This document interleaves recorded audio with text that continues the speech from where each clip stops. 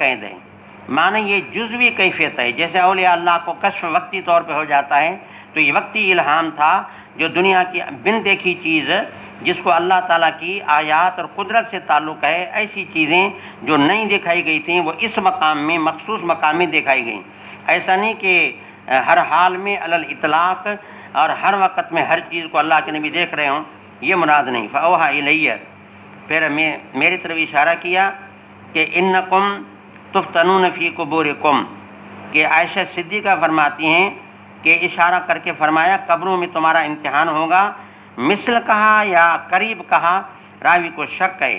لا ادری ای ذالک قالت اسما، یعنی یہ شک یعنی جو مقصد یہ کہ اسما کی شاگرد اس کو ہوا، یعنی کہ ان کو فاطمہ کو، یعنی فاطمہ کو شک ہوا کہ استانی مکرمہ بی بی اسما نے کون سا جملہ بولا، یعنی مثل کہا یا قریب کہا۔ بہرحال یہ تو شک والی بات جملہ معترضہ ہے، آگے عبارت کو ملاؤ۔ مثل فتنۃ المسیح الدجال، قبروں میں اتنا بڑا امتحان جیسے دنیا میں دجال کے آنے کے بعد ایک قسم کا امتحان ہوگا کہ لوگوں کے ایک ایمان متزلزل ہو جائے گا، اور پھر آدمی یعنی گویا کہ وحدانیت توحید اللہ کی نکل جائے گی۔ اتنا بڑا جیسے خطرہ دنیا میں آنے والا ہے، ایسا خطرہ ہر کسی کو قبروں میں لاحق ہوتا ہے۔ پھر کہا جاتا ہے کہ ما علمک بہذا الرجل۔ اچھا، اس میں تھوڑی ایک بات اوپر رہ گئی ہے، اس کو میں بیان ادھر سے کر لوں۔ اس میں یہ ہے کہ بی بی اسما نے جب بات کی تو اس نے تو ایک عام کلام کیا کہ یہ کیا ہے، تو عائشہ صدیقہ نے جواب دیا، اور جواب دو طریقوں سے، ایک فعلی جواب دیا، ایک قولی جواب دیا۔ فعلی جواب تو ہاتھ کا اشارہ کیا، قولی جواب یہ تھا کہ اس نے سبحان اللہ کہا، گویا کہ دو چیزوں سے جواب دیا۔ اب یہاں پہلے مسئلہ سمجھیں۔ مسئلہ یہ ہے کہ اس میں سارے ائمہ اربعہ سب کا اتفاق ہے کہ اگر کوئی آدمی نماز کے دوران کسی کا سوال کا جواب اشارے سے دے، نماز کے دوران کسی کی بات کا جواب اشارے سے دے، ائمہ اربعہ متفق ہیں کہ نماز فاسد نہیں ہوتی۔ ایک دوسرا، اس بات پر بھی اتفاق ہے کہ نماز کے دوران کوئی نمازی اگر یعنی کوئی کسی کے بات کا جواب اگر زبان سے دے، لسان سے دے، تو اس میں سب کا اتفاق ہے کہ نماز فاسد ہو جاتی ہے۔ جب یہ بات ذہن میں آ گئی، اب سوال یہ ہے کہ ہاتھ کے اشارے کی تو خیر ہے، اس نے بچا ما حاضی، یہ کیا ہے؟ اس نے اشارہ ہاتھ سے، نماز کے دوران ہاتھ سے اشارہ آسمان کی طرف کیا، تو اس میں تو کوئی حرج نہیں۔ لیکن آگے کہا سبحان اللہ، تو یہ جواب جو ہے تو یہ تو یعنی ایک لسان سے ہوا، عائشہ صدیقہ کی نماز فاسد ہونی چاہیے۔ اس کا جواب یہ ہے کہ جواب تو اس نے اشارے سے دے دیا، اس کے بعد سبحان اللہ جواب کا حصہ نہیں، سبحان اللہ ایک نئی نیکی ہے، سبحان اللہ کا لفظ یہ نئی نیکی ہے۔ اب اگر کوئی ایک آدمی نماز کے دوران سبحان اللہ کہتا ہے تو کوئی حرج نہیں، تو باقی جواب کی بات وہ اشارے پہ پوری ہو گئی۔ سبحان اللہ کا جو لفظ آیا ہے یہ ایک نئی نیکی ہے، تو بہرحال یہ ایک بات رہ گئی تھی تو وہ میں نے عرض کر دی۔ اس کے بعد پھر آگے ما علمک بہذا الرجل، ھذا کا لفظ جو ہے یہ اسم اشارہ ہے، استعمال ہوتا ہے محسوس مبصر، یعنی ایسی حسی چیز جو آنکھوں سے دیکھنے میں آئے۔ تو اس سے معلوم ہے کہ قبر میں یعنی ہر بندہ جو ہے وہ اللہ کے نبی کو دیکھ رہا ہوتا ہے، اور وہ گویا کہ محسوس بھی ہوتا ہے، مبصر بھی ہوتا ہے۔ ھذا کی یہ معنی ہے۔ تو اس کا مقصد پھر بظاہر یہ ہوا کہ اللہ کے نبی ہر آدمی کی قبر میں موجود ہوتے ہیں، مرد کی قبر میں، عورت کی قبر میں، مسلمان کی قبر میں، کافر کی قبر میں۔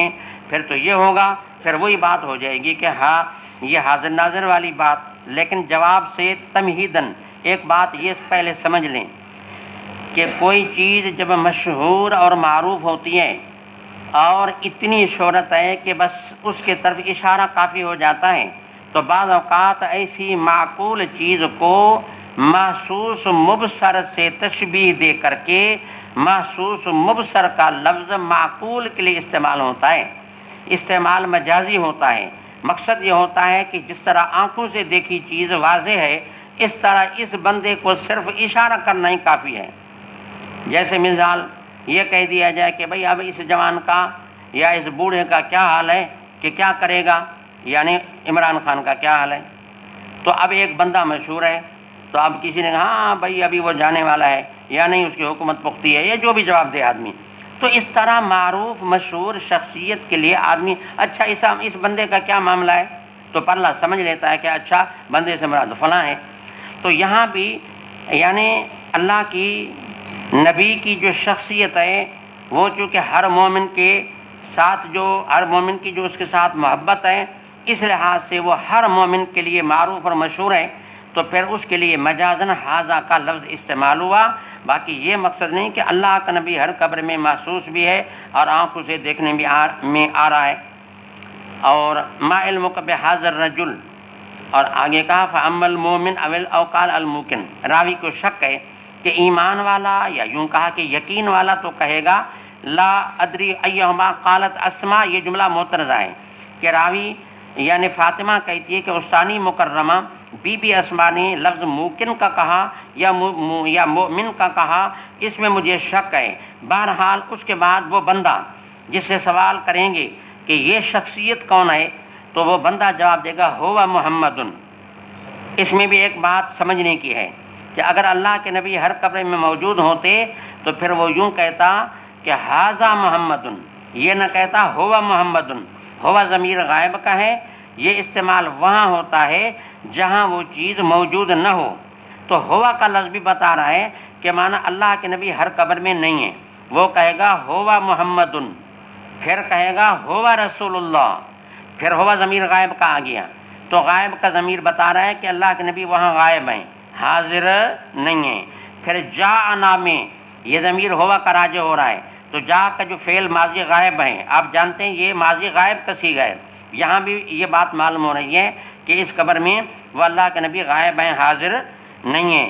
جانا بالبینات والہدا، ہدایت اور سمجھا کہ واضح باتیں ہمارے پاس لے آئے. فاجبناہ واتبعناہ، پھر آگے کا ہوا محمد، یہاں بھی ہوا ضمیر غائب کا.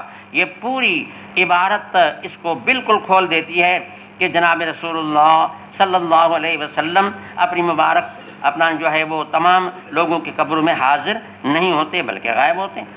اور فیقال نم صالحا، بندے کو کہا جاتا ہے آرام سے سو جاؤ.